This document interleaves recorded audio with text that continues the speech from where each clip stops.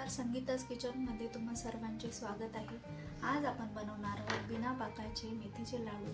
एकदम परफेक्ट आणि सोप्या पद्धतीने कसे बनवायचे ते बघणार आहोत। थंडीला सुरुवात झाली की असे पदार्थ बनवायला आपण सुरुवात करतो जे आपल्या शरीराला ऊब देतात। मेथीचा एक लाडू सकाळी खाल्ला तरी तो आपल्या शरीराला ऊब देतो, पोषण देतो।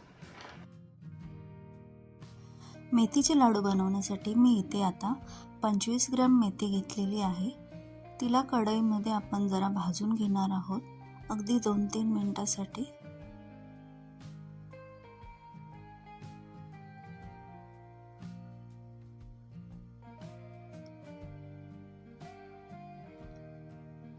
लाल होईपर्यंत भाजायचे नाही।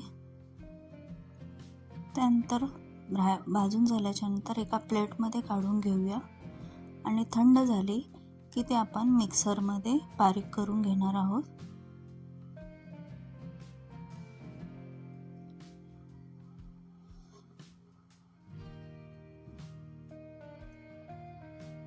ती एकदम अशी पिठासारखी बारीक करायची नाही, थोडी रवाळ राहिली पाहिजे।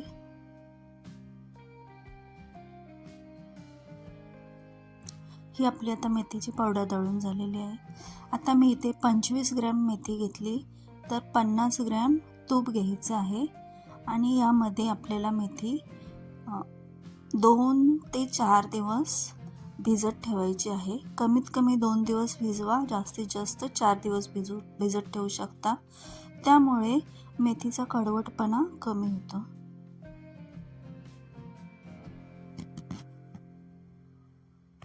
आता ही मेथी मी 2 दिवस भिजत ठेवलेली होती, ती आता ही लाडूसाठी मी वापरणार आहे।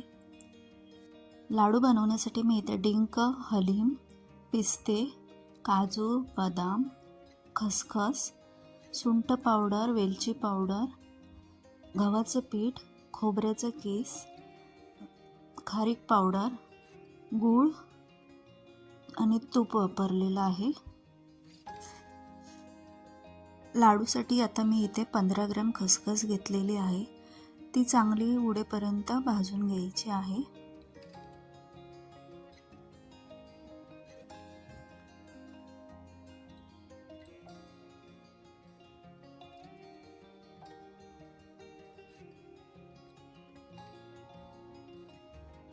ती छान भाजली की आपण तिला बाजूला काढून घेऊया। त्यानंतर इथे मी सुकं खोबरं भाजून घेणार आहे, ते 150 ग्राम आहे आणि वाटीच्या प्रमाणात 1.5 वाटी खोबरं आहे। त्याला पण छान व्यवस्थित लाल होईपर्यंत खमंग भाजून घ्यायचं आहे, त्यामुळे लाडू आपले खराब होत नाहीत। हे आता खोबरं व्यवस्थित भाजून झालेलं आहे, त्याला एका भांड्यामध्ये काढून घेऊया। त्यानंतर मी इथे हलीम भाजून घेणार आहे, हे पण छान भाजून घ्यायचं आहे।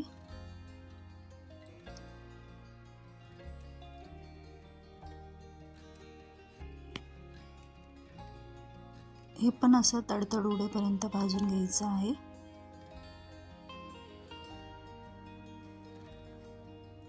ते आता आपण खोबऱ्यावरतीच काढून घेऊया। आता मी इथे 1 चमचा तूप घेतलेला आहे,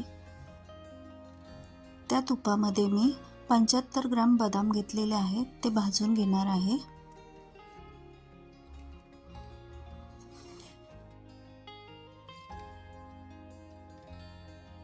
बदाम व्यवस्थित क्रंची होईपर्यंत भाजून घ्यायचे आहेत।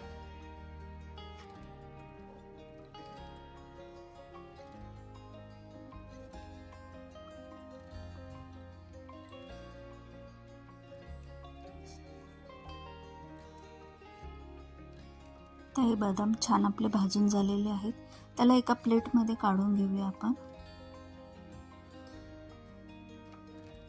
नंतर त्याच कढईमध्ये 75 ग्राम काजू घेतलेले आहेत, तेही छान मंद गॅसवरती भाजून घ्यायचे आहेत।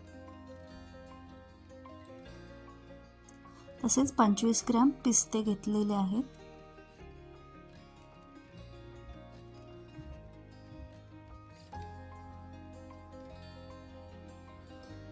दोन्ही छान भाजून घ्यायचे आहेत। आता हे काजू आणि पिस्ता आपला भाजून झालेला आहे. त्याला आपण एका प्लेटमध्ये काढून घेऊया. आता मी इथे कढईमध्ये 2 चमचे तूप घेतलेलं आहे. त्यामध्ये मी डिंक भाजून घेणार आहे. मी हा 50 ग्रॅम डिंक घेतलेला आहे आणि वाटीच्या प्रमाणात अर्धी वाटी डिंक घेतलेला आहे.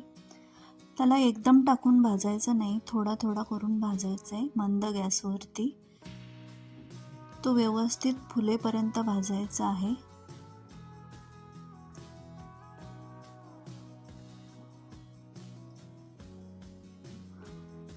मध्ये जर कच्चा राहिला तर दाताला दुखापत होऊ शकते, त्यामुळे त्याला व्यवस्थित फुलेपर्यंत मंद गॅसवरती भाजून घ्यायचं आहे. असा थोडा थोडा करून मी सर्व डिंक भाजून घेणार आहे.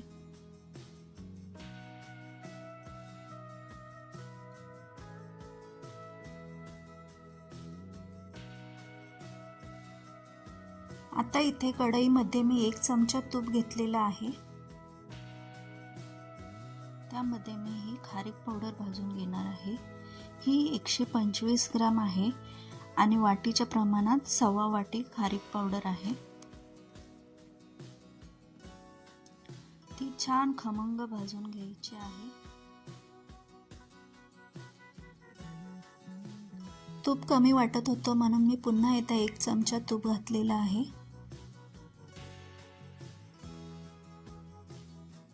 आता आपली खारीक छान भाजून झालेली आहे.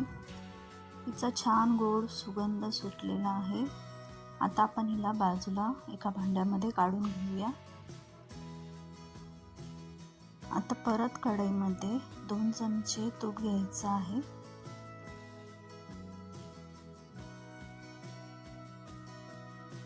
त्यानंतर या तुपामध्ये मी 125 ग्राम गव्हाचे पीठ घालून घेणार आहे. ते वाटीच्या प्रमाणात 2 वाट्या गव्हाचं पीठ आहे. हे पण मंद गॅस करून व्यवस्थित भाजून घ्यायचं आहे. आता जे तूप उरलेलं आहे ते मी ह्याच्यामध्ये घालून घेणार आहे आणि व्यवस्थित गव्हाचं पीठ भाजून घ्यायचं आहे. मी या लाडूसाठी 125 ग्राम तूप घेतलेलं होतं, जे वाटीच्या अंदाजाने 1/2 वाटी तूप घेतलेलं होतं. हे आपलं आता व्यवस्थित भाजून झालेलं आहे गव्हाचं पीठ. यामध्ये आता आपण जी मेथी भिजत ठेवलेली तुपामध्ये मुरवत ती टाकून तीही त्या गव्हाच्या पिठाबरोबर व्यवस्थित भाजून घ्यायचं आहे. हे आपलं आता छान भाजून झालेलं आहे. एकजीव व्यवस्थित झालेला आहे भाजून.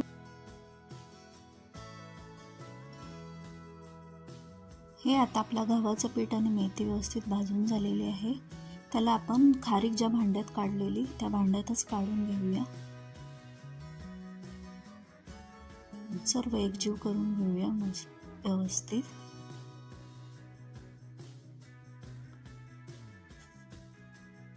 त्यानंतर आता मिक्सरच्या भांड्यामध्ये आपण जे खोबरं भाजून घेतलेलं ते पल्स मोडवरती बारीक करून घ्यायचं आहे. एकदम बारीक करायचं नाहीये.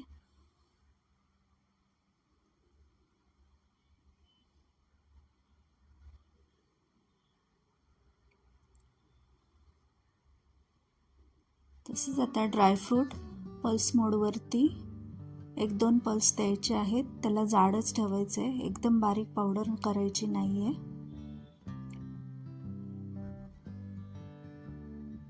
हे आपले आता ड्रायफ्रुट्स बारीक करून झालेले आहेत. त्याला एका भांड्यामध्ये बाजूला काढून ठेवूया. आता आपण हा डिंक बारीक करून घ्यायचा आहे मिक्सरमध्ये.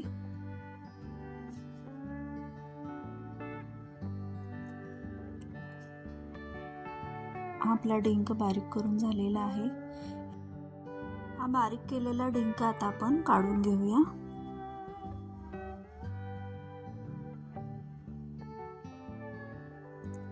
त्यानंतर हे सर्व मिश्रण आपण एकजीव करून घ्यायचं आहे. ह्याच्यामध्ये आता मी 1 मोठा टेबलस्पून सुंठ पावडर आणि 1 स्पून वेलची पावडर टाकून घेतलेली आहे. हे सर्व मिश्रण एकजीव करून घ्यायचं आहे. ते एकजीव करून झाल्याच्या नंतर ह्याच्यामध्ये गूळ टाकून घ्यायचा आहे.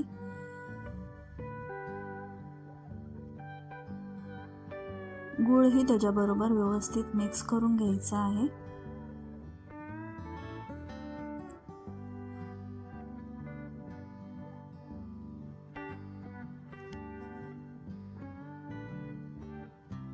गूळ सर्व व्यवस्थित मिक्स करून झाला की त्याला आपण मिक्सरमध्ये परत एकदा घालून पल्स मोडवरती फिरवून घ्यायचं आहे. त्यामुळे आपलं मिश्रण सर्व एकजीव व्हायला मदत होईल.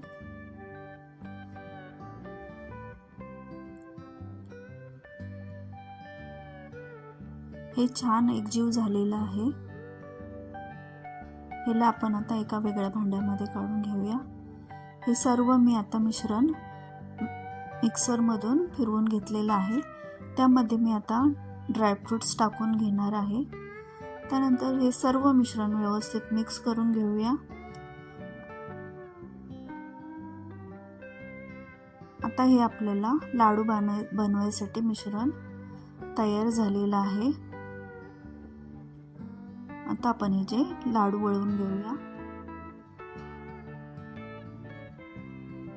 खूप छान लाडू वळले जातात. हे लाडू जास्त मोठे करायचे नाहीत. मोठा लिंबू असतो त्या आकाराचे करून घेऊया.